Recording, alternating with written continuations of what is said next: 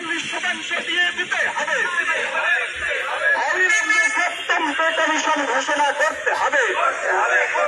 সমস্ত শূন্যপদে নিয়োগ করে বেকার যুবকদের কাজের ব্যবস্থা করতে হবে। এই দাবিতে আন্দোলন চলছে।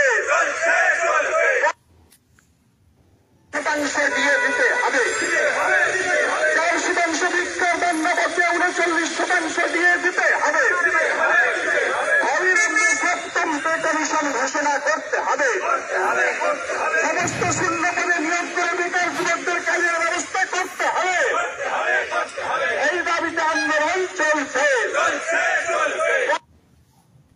শতাংশ দিয়ে দিতে হবে। 4% ভিক্ষার দণ্ড বসে 39% দিয়ে দিতে হবে। অবিলম্বে সপ্তম পে কমিশন ঘোষণা করতে হবে। সমস্ত শূন্যপদে নিয়োগ করে বেকার যুবকদের কাজের ব্যবস্থা করতে হবে। এই দাবিতে আন্দোলন চলছে। শতাংশ দিয়ে দিতে হবে।